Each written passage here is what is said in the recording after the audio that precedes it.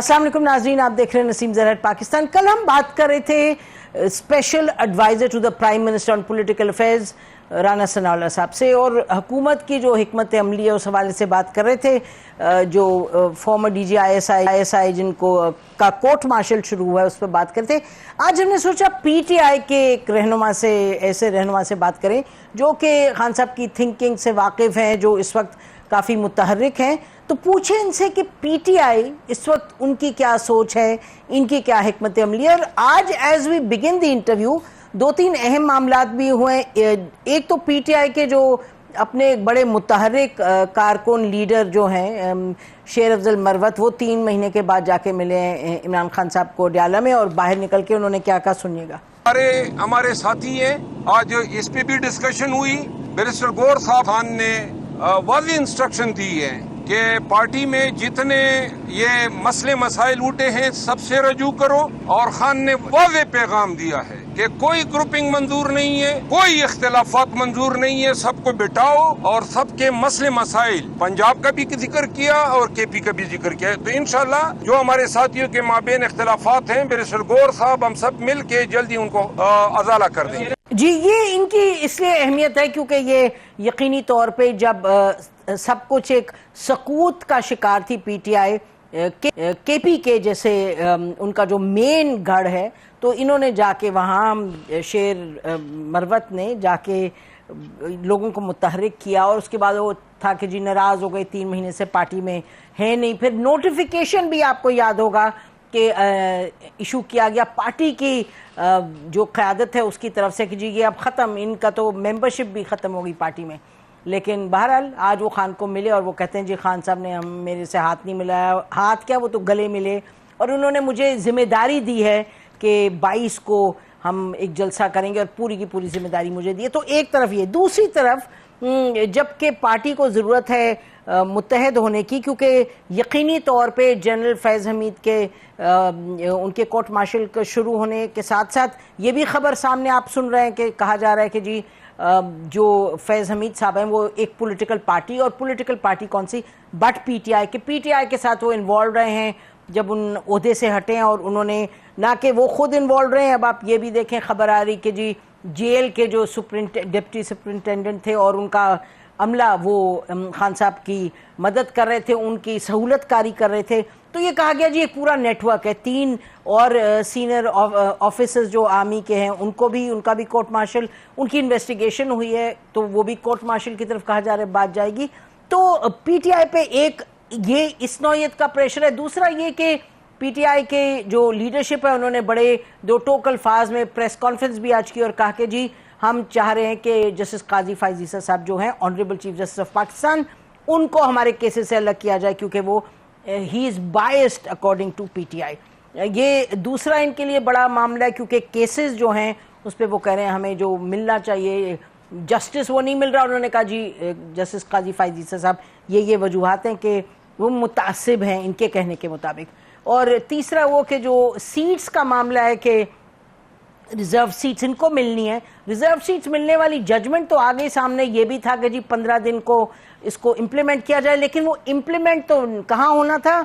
उसके बाद नए कवानीन आए, इलेक्शन एक्ट वगैरह में तब्दीली आई, और उसके नतीजे में एक तो कोशिश है कि वो जो तमाम लोग हैं 80 के 80 उनको न मिले मेंबरशिप PTI की, लेकिन उसके साथ साथ ये भी बताया जा रहा है कि जी लोगों को उठाया जा रहा है, अगवा किया जा रहा है, कुछ ऐसे लोगों को जो आज़ाद थे और अब वो PTI को ज्वाइन करना चाह रहे हैं।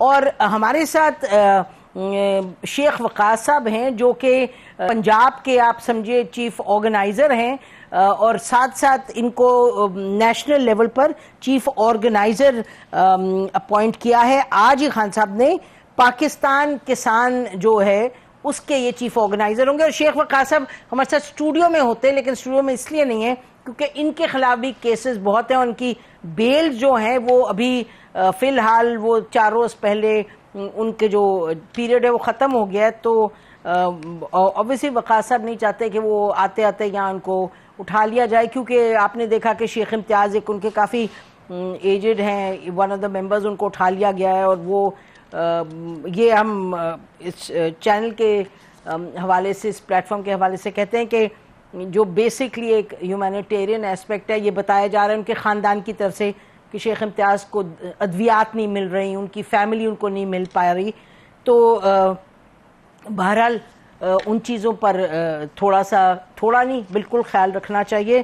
तो पूछते हैं हम शेख वकास अकरम साहब से कि मामलात क्या हैं और ये आगे किस सिमत बढ़ेगी पार्टी और कैसे बढ़ेगी। शेख साहब बहुत शुक्रिया प्रोग्राम में आने का। जैसे हमने कहा, वी होप नेक्स्ट टाइम आप हमारे साथ स्टूडियो में मौजूद होंगे।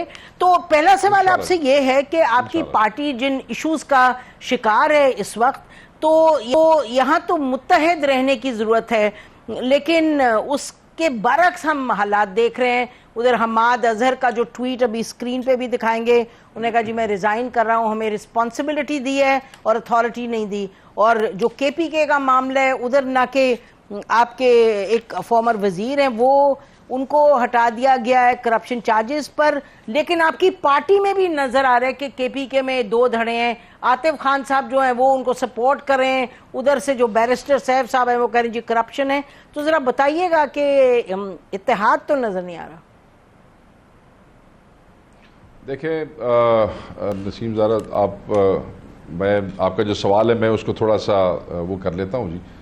जिस वक्त एक पार्टी जिसका लीडर जो है वो जाली मुकदमात में अंदर हो, 203 से ज़ायद मुकदमात हों, जिस पार्टी का सिंबल छीन लिया गया हो, जिस पार्टी को कैंपेन न करने दी गई हो, जिसके 10,000 असीरान हों, जिनके हज़ारों केसेस चल रहे हैं, जो इस वक्त भी लोग पेश हो रहे हैं मुझ समेत बहुत सी अदालतों में, बहुत से ज़िलों में, ऐसी पार्टी जिसकी ख़वातीन को भी उठा लिया गया हो, ऐसी पार्टी जिसका रास्ता रोकने के लिए 13 अगस्त और 14 की जो रात है उसको भी माफ़ी न दी गई हो और झंडे भी छीन लिए गए हों, पंजाब में जुल्म की इंतहा की गई हो, और फिर पूरे एक हफ्ते में सिर्फ 6 आदमियों को मिलने की इजाज़त हो। अपने जेल में रखिएगा, उनके कायद को अडयाला जेल में एक हफ्ते में सिर्फ 6 आदमी मिल सकते हैं। थर्सडे को, ट्यूसडे फैमिली डे होता है, उस दिन भी फैमिली के लोग मिलते हैं। ये सूरत हाल है। अब आप देख लें कितने हफ्ते गुजरे हैं और वो 6 करके किस तरीके से, और आप इससे अंदाज़ा कर लें कि हमारी पंजाब की लीडरशिप में हमाद अजहर साहब रूपोश, बिकॉज 55 केसेस हैं उनके ऊपर, मियाँ असलम जो है वो रूपोश, उनके ऊपर 47 केसेस हैं। यास्मीन राशिद साहिबा हमारी सदर हैं, हमाद अजहर साहब एक्टिंग सदर हैं, यास्मीन राशिद साहिबा हमारी इस वक्त की सदर हैं, वो जेल में है। पूरी पंजाब की क़यादत को उठा के जो है वो बिल्कुल वहाँ से रिमूव किया। ऐसे में कम्युनिकेशन गैप्स जो हैं वो नेचुरल हैं, ये कोई ऐसी अनहोनी बात नहीं हो सकती, मगर वो इश्यूज़ इस बड़े स्केल के ऊपर नहीं है। हमारे एक एक्टिंग प्रेसिडेंट्स थे, उनकी कोई कंसर्न्स थी, वो उन्होंने शो की हैं, वो कम्युनिकेट आगे खान साहब से हो गई। कोर कमेटी ने कह दिया कि हम आपका रेजिग्नेशन एक्सेप्ट नहीं करते, आप इसको वापस ले लें। तो वो हमें उम्मीद है कि वो कोर कमेटी ने आज उन्हें कन्वे किया है। बात आ गई अपना केपी के अंदर, आपने शकील का जिक्र किया जो एक मिनिस्टर थे, शिकायत थी, अवामी शिकायत थी, खान साहब तक पहुंची, ऑब्वियसली कम्युनिकेशन थी तो पहुंची। उसके ऊपर खान साहब ने एक कमेटी बनाई 3 आदमियों की, उस कमेटी ने वो शिकायत का एक जायज़ा लिया। उसके बाद उन्होंने रिकमेंड किया चीफ मिनिस्टर को कि आप इन्हें डी नोटिफाई कर दें, जिस पे चीफ मिनिस्टर ने डी नोटिफाई कर दिया, के लिए लिख दिया गवर्नर को। गवर्नर ने 1 दिन का डिले किया जिसमें उस मिनिस्टर को रिज़ाइन करने का मौका मिला। तो मैं ये समझता हूँ कि अगर अवामी शिकायत हैं और उस पर 3 आदमियों की कमेटी बनी जिसमें शाह फरमान, काजी अनवर, बहुत सीनियर लॉयर हैं, MNA MPA नहीं है मगर बड़े सीनियर आदमी हैं, KPK के वकील हैं, और तीसरे आप मेरा ज़हन में नहीं है, इन तीनों ने उस कमेटी को हेड किया, उसके बाद रिकमेंड किया। सो अगर कोई ऐसी शिकायत होती है तो चीफ मिनिस्टर का ये प्रोग्रेटिव है कि वो किसी बंदे को डी नोटिफाई कर सकता है। अब जो सियासी लोग हम होते हैं, हमारे दोस्त यार ताल्लुक रिश्तेदार धड़े हर जगह पे होते हैं, और जब इस किस्म का एक्शन हो तो उस पर चीखो पुकार भी नेचुरल है, ये भी कोई अननेचुरल बात नहीं है, बट इसमें धड़ेबंदी की बात नहीं है। और खान साहब का मैसेज आपने सुन लिया, बिल्कुल किसी भी किस्म की ग्रुपिंग की ना इजाज़त थी ना है, मगर जब पार्टी के चीफ को इस तरह अंदर रखा गया हो और पार्टी की प्रोविंशियल लीडरशिप को भी बयान आने दिया जा रहा हो, और उसके बाद पार्टी का मैंडेट भी छीन लिया गया हो और जाली वजीर आज़म और वो बिठा दिए गए हो, तो छोटे मोटा खड़का धड़का होता रहता है, ये वरीसम नहीं है। वो कहते हैं ना भांडे भी पे होते वो भी खड़क जाते हैं आसपास, तो ये तो फिर इंसान है जिनके लीडर्स मौजूद नहीं है, सिर्फ जेल से मैसेजेस के ऊपर ही वो पार्टी चला रहे हैं और इसके बावजूद इतनी कामयाबी से यहाँ तक पहुँच गए हैं। तो इस पर इनको दाद देनी चाहिए, इनके इश्यूज़ को हम इतनी हवा नहीं देना चाहते, ये रिजॉल्वेबल इशू है। देखें ना, खान से जैसी मुलाकात होती है चीज़ें रिजॉल्व हो जाती हैं, फौरी फारिग हो जाती हैं। हमारी कोर्ट में 2 एप्लीकेशन गई हुई हैं कि हफ्ते के 6 आदमी, जिस आदमी की पार्टी ने करोड़हा वोट लिए हैं, जिसके सैकड़ों MNAs MPs और सेनेटर्स हैं, उसको आप सिर्फ हफ्ते में 6 आदमी मिलने देते हैं। तो हमारी 2 पिटीशंस हाई कोर्ट में मौजूद हैं, एक खान साहब की अपनी तरफ से है कि frequency and number of people, and एक हमारे एक MNA उनकी तरफ से है, वो मौजूद है, उस पर फैसले नहीं हो रहे। वो फैसले हो जाएं तो इंशाल्लाह ये मसाइल हल हो जाएंगे। More people would see him and decision making would be regular and fine. जी बिल्कुल, आप मेरा ख्याल है कि इसमें तो कोई शक की बात नहीं है कि जिन मसाइल का और जिन मसाइब का आप जिक्र कर रहे हैं, जिसकी वजह से आप कह रहे हैं पार्टी में मसाइल भी पैदा हो जाते हैं, लेकिन सवाल इसलिए बनता है क्योंकि आप देखिए, आप लोग एक आपका ट्रैक है लीगल ट्रैक, दूसरा ट्रैक जिसकी बात बार बार होती है वो ये कि जी हम निकलेंगे बाहर, हम बाहर मूवमेंट चलाएंगे, हम तहरीक चलाएंगे। तो तहरीक चलाने के हवाले से आप बेहतर जानते हैं हमसे कि यकीनी तौर पे पंजाब की हुकूमत की तरफ से तो बहुत रोकथाम, प्रेशर, और जैसे 13-14 की रात भी हमने देखा कि झंडे जिन्होंने उठाए उनके भी खिलाफ निकल आई पुलिस। लेकिन ये बहरहाल यूनिटी इसलिए इम्पोर्टेंट है। पंजाब में वो शिकायत कर रहे हैं हम्माद अजहर साहब कि मुझे एक्सेस नहीं दी जा रही और इसलिए हम वहाँ जो जिम्मेदारी अपनी पूरी नहीं कर सकते। और मरवत साहब अगर कह रहे हैं कि जी पंजाब में हम जलसा जुलूस करेंगे, तो शेख साहब फिर यही सवाल उठता है ना कि अगर एक किस्म की है नाराजगियां तो लीडरशिप में तो उसका असर तो होता है। You're a political worker for decades, आप तो बेहतर जानते हैं। नहीं, बिल्कुल होता है, नाराजगियों का असर होता है, मगर जो समझदार पार्टियां होती हैं वो अपने मसाइल फौरी हल कर लेती हैं। जैसे ही चीज़ें खान साहब तक पहुंचती हैं वो फौरी रिजॉल्व हो जाती हैं। आप ये देखेंगे, आपने कुछ अर्सा पहले देखा होगा, हमारे कुछ MNAs आपस में उनकी गुफ्तगू के हवाले से कुछ इख्तलाफ पैदा हुआ। खान साहब ने उन सबको मीटिंग के लिए बुलाया। उस दिन जेल हुकाम ने उन्हें मिलने नहीं दिया खान साहब से, but just by standing outside Adiala वो रिजॉल्व कर लिया उन्होंने, वहीं खड़े होकर, और वहीं प्रेस कॉन्फ्रेंस कर दी कि हमारे इश्यूज खत्म हो गए, without even seeing Imran Khan साहब। तो ये इश्यूज अगर होते हैं तो लीडरशिप जो है उसको खत्म कर देती है, तो वो खत्म हो गए। ठीक, खत्म हो गए आप फरमा रहे। अच्छा, मौलाना फजलुर रहमान साहब पर कितना एतबार है आपका, क्योंकि कुछ वो बात क्लियर नहीं दिखाई देती। हमने कहा आपसे पूछें डायरेक्टली, क्योंकि सिटिंग आउटसाइड लगता है कि मौलाना साहब पोजीशन ले भी रहे हैं, सपोर्ट का पता भी नहीं चलता, किस तरीके से कोई तहरीक में साथ चल रहे हैं, नहीं चल रहे, मुतहर्रिक कितने हैं, कितना आप पर एतबार उनको है, उन पर कितना आपका एतबार है, तो कुछ बताइए। देखिए, उसमें यह है कि आपको पता होगा कि जो हिस्ट्री है हमारी JUIF के साथ और मौलाना साहब और उनकी जो हमारे साथ है, काफ़ी तलखियाँ, काफ़ी हार्श एक्सचेंजेस और काफ़ी दूरियां रही हैं, और काफ़ी का मतलब है काफ़ी सारी, आपको भी अंदाज़ा है, बिल्कुल। बट उसमें फिर ये हुआ कि उनके साथ हमारी पार्टी के लोगों का बैठ जाना, that is a step forward. यानी कि असद कैसर साहब के साथ चंद दोस्त उनको जाके मिले चंद महीने पहले, और उसके बाद वो बैठे। So that was a change, because obviously इतनी दूरी से, इतनी तलखी से उसके बाद एक दूसरे से मिलना शुरू होना, बैठना, और फिर रेगुलर बेसिस पे, तो मैं समझता हूँ कि एक स्टेप फॉरवर्ड था। तो उसमें यहाँ तक तो ज़रूर तय हो गया है कि on the floor of the house जो है, जो भी इस किस्म की मूव होगी फस्ताई हुकूमत के ख़िलाफ़, उसमें अब एक दूसरे को सपोर्ट करनी चाहिए और करेंगे और कर रहे हैं।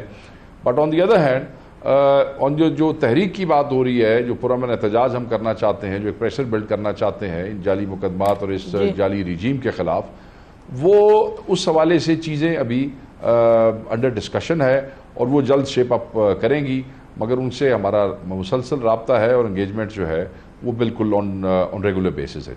अच्छा, ये ज़रा शेर अफजल मरवत साहब की तरफ अगर जाएं, वो एक क्लासिकल केस नज़र आता है कि आपने कहा ना कि कम्युनिकेशन में मसाइल हो सकते हैं क्योंकि जो हालात हैं पार्टी जिनको कन्फ्रंट कर रही है, लेकिन अगर ये मामला देखें कि एक बड़ा क्लियर आ जाती है नोटिफिकेशन के शेर Afzal Marwat is out of the party, कि उनकी मेंबरशिप ख़त्म, तो अब वो पूरा वापस न के वापस आए, वो कह रहे हैं मुझे I am going to be the main organiser जो अगला बड़ा जलसा होगा। इस्लामाबाद को हमारा 22 का जलसा हो रहा है, उसकी जो जलसा कमेटी है वो कल फॉर्म हुई, हमने कल उसकी पहली मीटिंग की है, उमर अयूब साहब ने उसको लीड किया है, क्योंकि ये जलसा is being led by with clarity is led by Ali Amin Khan, Sardar Ali Amin Khan Gandapur. He would be leading this जलसा। दैट वाज वो खान साहब की तरफ से भी इंस्ट्रक्शंस आ गई और कल वो जलसा कमेटी के अंदर जूम मीटिंग में हम सब इकट्ठे थे। तो अभी तक बाकी कोई फर्दर ऐसी इंस्ट्रक्शंस नहीं है। देखें, शेर अफजल साहब PTI के MNA है, आज वो खान साहब से मिले हैं, एंड उनका ऊपर भी इतनी जिम्मेदारी है जलसे की जितनी हम पे जिम्मेदारी है। तो इंशाल्लाह हम सब मिल के इस जलसे को कामयाब बनाएंगे। And if he wants to contribute more than others, वो तो बड़ी खुशाइन बात है जी, वो तो बहुत बेहतर है। हम तो चाहते हैं कि ज़्यादा से ज़्यादा पार्टिसिपेशन। जी, वो कह रहे हैं खान साहब ने उनको प्रिंसिपल जिम्मेदारी दी है, लेकिन ये बताइएगा तो हम क्या दी होगी। देखें जी, जो भी जिम्मेदारियां खान साहब देते हैं, मैं आपको मैं बताऊं जी, जो भी जिम्मेदारी खान साहब देते हैं वहाँ पे खान साहब के एक फोकल पर्सन है।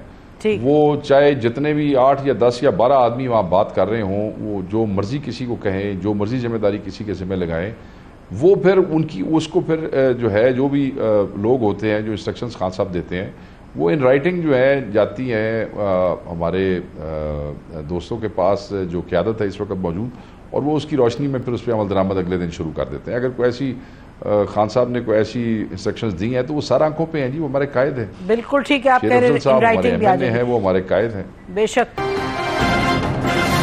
इमरान खान आजकल कह रहे हैं कि जी चीफ जस्टिस काजी फाइज ईसा जो हैं और chief election commissioner Islamabad high court के चीफ जस्टिस आमिर जो हैं, वो कहते हैं वो कोई लंदन प्लान का हिस्सा थे, तो इसलिए चीफ जस्टिस साहब से मुतालबा है कि वो इमरान खान के केसेस न सुने। उनकी इस बात के ऊपर तो कोई एक्शन नहीं होना चाहिए। अलबत्ता उनके पास अगर कोई सबूत है तो वो पिटीशन दायर करें सुप्रीम कोर्ट में।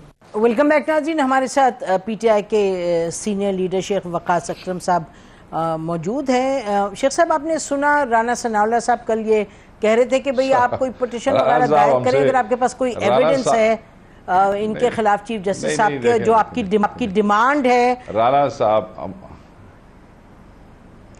साहब जो बातें कर रहे हैं ना, राना साहब बादशाह है। हम आगे बहुत सी पिटीशनें कर चुके हैं, कर रहे हैं और करते रहेंगे। हमें पता है कि कौन सी लिटिगेशन कब करनी है, कैसे करनी है। रह गया सबूत, तो सबूत हमसे ही मांग रहे हैं।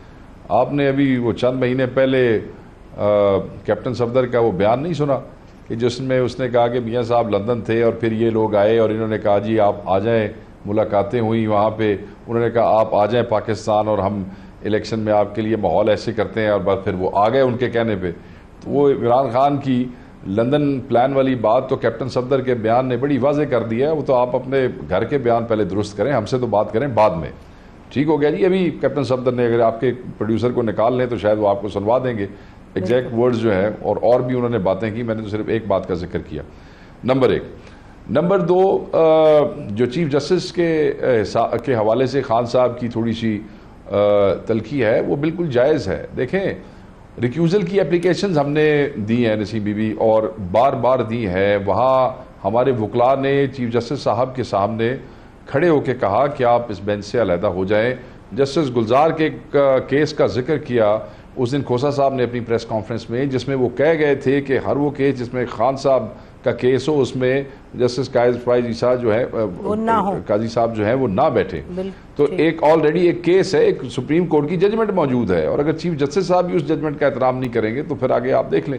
अच्छा, उससे आप आगे चले जाएं तो एक सेट उसूल भी है जिसमें कई दफ़ा कॉन्फ्लिक्ट ऑफ इंटरेस्ट हो तो उसमें जजेस खुद अपने आप को अलहदा कर लेते हैं, या वकील, दर्जनों नहीं हज़ारों दफ़ा ऐसे हुआ है, वकील रिक्वेस्ट कर लेते हैं और जजेस अपने आप को बेंच से अलहदा कर लेते हैं। एक और चीज़ भी आपके मैं सामने कहूँ कि अभी आज से 2 दिन पहले एक कोई और केस चल रहा था, उसका हमारे अलकादर ट्रस्ट के केस से ना कोई लेना ना कोई देना, तो चीफ जस्टिस साहब ने उसमें कह दिया जी कि उनको तो आप पकड़ते कोई नहीं है। अच्छा, अब वो लोअर केस में है। अब जब chief justice of Pakistan already कहेंगे कि पकड़ते नहीं, आपने हमें मुलजिम भी बना दिया, आपने हमें फर्द जुर्म भी आयद करके हमें सजा भी दे दी, तो जो लोअर जुडिशरी होती है they take sense of the house from the upper courts. जब उसको एक निचले जज को ये समझ आ जाए कि जी चीफ जस्टिस तो कहना फड़ लो इन्होंने, आप मुझे ये बताया फिर वो सडन की करेगा। ठीक है जी। तो हम ये समझते हैं कि जब चीफ जस्टिस साहब की जो जाती एहसासात हमारे बारे में है वो पब्लिकली खुल के सामने आ गए हैं, और अब आपके उन बेंचेस में बैठना नहीं बनता है, ना कानूनन, ना इखलाकन, ना असूलन। तो हमने उसके लिए रिक्यूजल की दरखास्तें देने की कोशिश की, तो वो सुप्रीम कोर्ट के एओआर्स ने लेने से इनकार कर दिया। किया जी, हम देख रहे कल हमारे लोगों से मैं आपको बताता हूं, कल जब ये लोग गए उन्होंने लेने से इनकार किया, हमारे लोगों ने फिर कई टीसीएस करवा दी, फिर उन्होंने आके यहाँ प्रेस कॉन्फ्रेंस की, आज भी एओआर वहां से दो गायब हो गए, और फिर हमारे जो वकील थे एओआर की गैर मौजूदगी में इन पर्सन उनको दायर करनी पड़ी। फिर कल की प्रेस कॉन्फ्रेंस हमारे कुछ काम आई है जो आज वहां पे वो हुई है, कल तो मैं जवाब दे एओआर भागे। आप देखें कोई भी चीज सुप्रीम कोर्ट में विदाउट एडवोकेट ऑन रिकॉर्ड नहीं फाइल की जा सकती है। और मैंने दसो ये सुप्रीम कोर्ट ऑफ पाकिस्तान है, मुंसफ़े आला यहाँ पे बैठे हैं, जब वहां पे हमें इंसाफ की हमारे साथ ये मामला इस केस में किया जा रहा होगा तो क्या उसके ऊपर जो इंसाफ का तालिब है वो ये भी नहीं कह सकता कि यार ये सारा कुछ ऐसे हो रहा है और क्यों हो रहा है और गलत हो रहा है, नहीं होना चाहिए, तो ये उनका हक बनता है। ठीक, खान साहब का जी। थोड़ा मई 9 पर चलते हैं, और जो फॉर्मर डीजी आईएसआई का कोर्ट मार्शल शुरू हुआ है, ये तो मेरा ख्याल है बात कोई ढकी छुपी नहीं है कि पीटीआई जब हुकूमत में थी तो उस वक्त फॉर्मर डीजी आईएसआई का कितना बड़ा रोल था। आपकी पार्टी के लोग जो सीनियर थे वो बताते थे कि कितने वो मुतहरिक थे, यानी कि पार्लियामेंटेरियंस को कहते थे जी आ जाएं आप आज अटेंड करें, फिर ऑपोजिशन और जो आपके एलाइज होते थे उनको कहते थे जी इस पे वोट देना, इस पे नहीं, तो काफ़ी एक्टिव थे।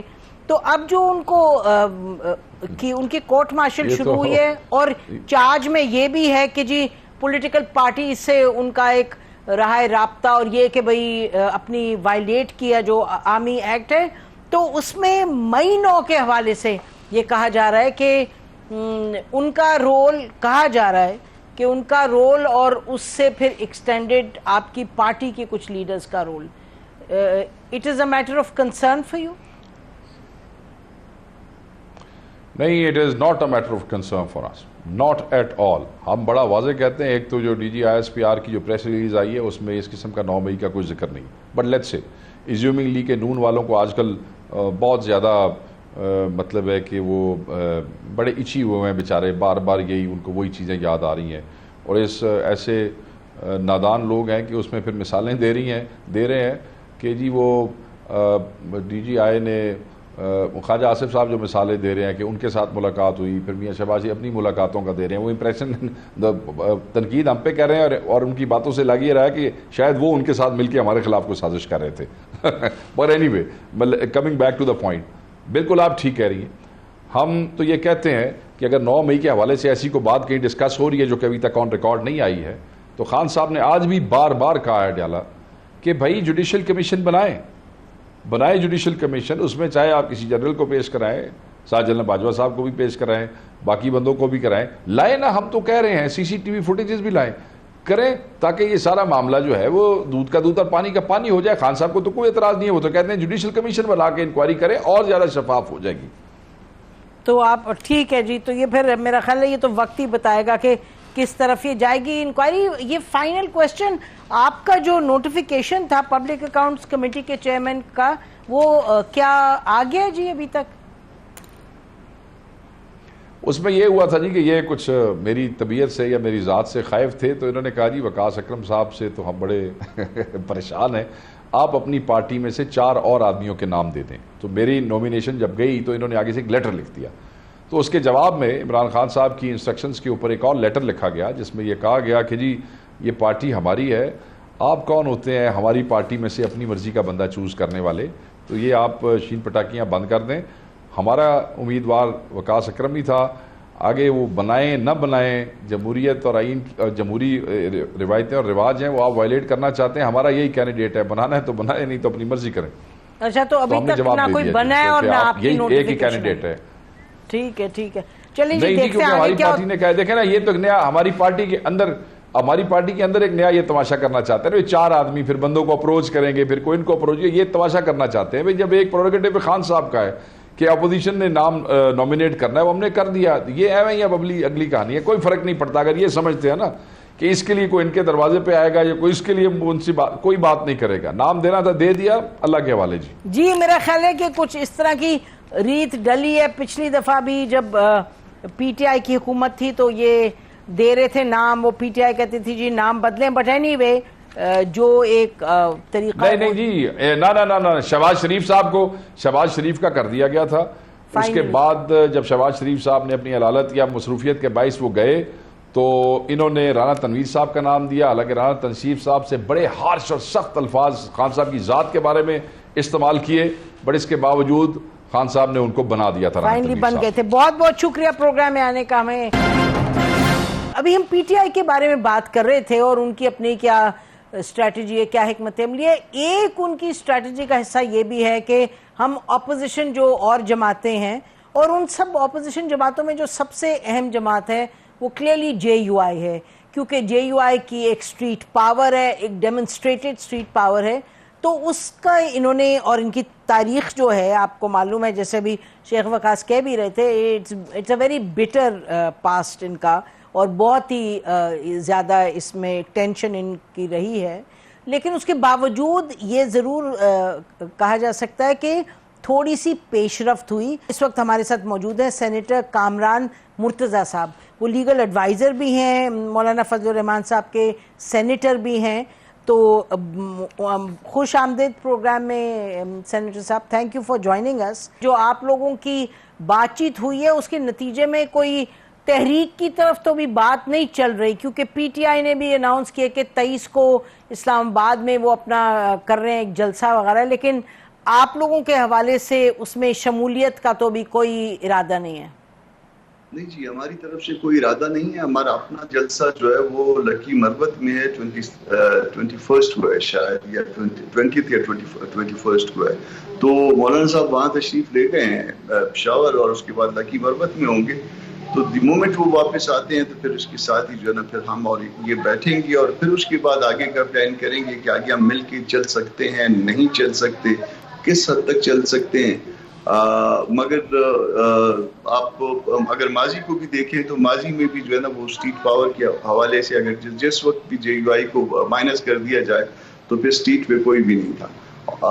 वो भले जो है ना उस वक्त नून लीग वाले या पीपल्स पार्टी वाले ज़ेर अताब थे या ये हैं, तो वो अगर स्ट्रीट पावर के हवाले से या स्पीच के हवाले से, ये दोनों जो है ना वो दलील के हवाले से या ताकत के हवाले से वो जेयूआई मैटर करती है। जब हम होंगे या जिस तरफ भी होंगे वो मैटर करेगा। अच्छा, तो ये बताइएगा कि अगर पीटीआई के लोगों से बात की जाती है तो एक इम्प्रेशन ये मिलता है कि बात आगे बढ़ गई, यानी कि जो पुरानी थी नाराजगियां वो काफ़ी हद तक ख़त्म हो गई हैं। आपकी बात सुनते हुए सेनेटर साहब ये समझ आती है कि अभी you have to cover a lot of road, यानी कि इसमें कोई ये नहीं कहा जा सकता कि आप किसी नतीजे पर पहुंचे। आपने कहा कि अगर हम उधर गए, और पीटीआई की तरफ से इम्प्रेशन मिलता है कि शायद आप इकट्ठे चलने को तैयार हैं। देखिए, जो मेरी अंडरस्टैंडिंग है वो ये है कि हम अब पहले चाय इकट्ठे नहीं पी सकते थे, अब हम इकट्ठे मिलकर चाय पीते हैं, खाना खाते हैं, इकट्ठे नमाज पढ़ते हैं। मगर इससे आगे की बात जो है ना वो अभी प्रीमेच्योर है। अच्छा, आगे की बात प्रीमेच्योर है। तो ये बात की गई कि मौलाना साहब ने फरमाया कि ये बात की जा रही है कि जेयूआई और पीटीआई भी मिल के तो वहाँ से केपीके से रेजिग्नेशन भी दे सकते हैं अगर कोई प्रोटेस्ट वगैरह शुरू करना हो और नए इलेक्शंस की डिमांड करना हो। तो क्या ये बात दुरुस्त है या ये मुस्तनद बात है? ये मौलाना ने ये बात की थी, और मैं नहीं बताऊंगा कि किसने उस तरफ से ये बात की थी, मगर उसके बाद जो है ना उस तरफ से तरदीद आ गई पीटीआई की तरफ से। फिर हमने उनकी एक खैर सगाली के तौर पे हमने इस बात को रिपीट करना छोड़ दिया। हमने एक खैर सगाली ये की कि जो भी बातें जो किसी निजी महफिल में हुई हैं उसको रिपीट नहीं करते। दूसरी खैर सगाली ये कि ये जो स्पेशल सीट वाला मामला था, हमने उसको एज ए पार्टी जो है ना वो उसको जो है उसके बाद रिव्यू फाइल नहीं किया, हमने उसको जुज़वी तौर पे तस्लीम कर लिया, बावजूद इसके कि मेरे अपनी रिजर्वेशंस है उसके खिलाफ, उस जजमेंट के खिलाफ। तो हम नहीं गए उसमें रिव्यू फाइल कर, हमने नहीं किया एज ए पार्टी। तो हमने अपनी तरफ से जो है ना वो 2 कदम बढ़े हैं, मगर अभी तक ये 2 कदम है, इसमें बहुत सा सफर अभी बाकी है। 2 कदम है, बहुत सा सफर अभी बाकी है। बहुत बहुत शुक्रिया सनत साहब हमसे बात करें। इसी पर प्रोग्राम आज का खत्म करते हैं। खुदा हाफिज। पाकिस्तान जिंदाबाद।